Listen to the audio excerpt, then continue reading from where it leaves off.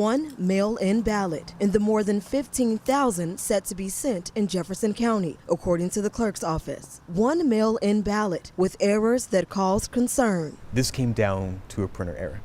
There was nothing nefarious involved. There was nothing that anyone really needs to worry about in terms of election integrity because we're on it. Aaron Huber, spokesperson for the Jefferson County Board of Elections, says last week a voter received a ballot that did not have Amendment number 2 on abortion printed on it. In the ballot was partially missing Amendment number 1, which would take power away from the governor. He says that person reported the error, and the printer has been since corrected. Huber says the office also enhanced its review process. But he says the team would have caught the mistake anyway because they review each mail-in ballot when it's returned. If there is an anomaly, that ballot is then set aside for review by a bipartisan team.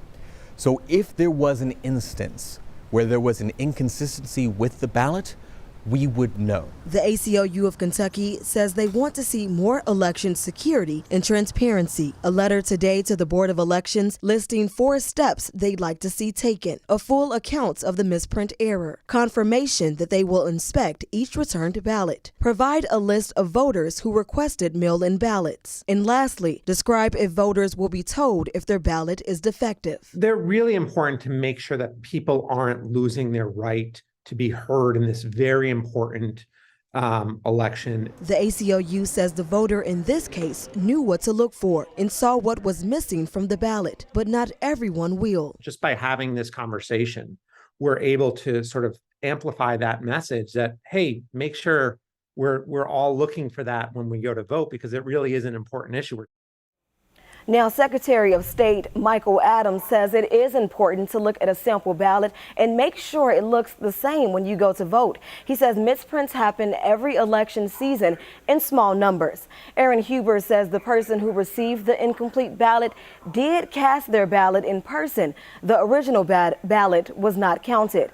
And by the way, if you have questions about your ballot, call the Board of Elections at 574-6100, that number right there on your screen. Doug?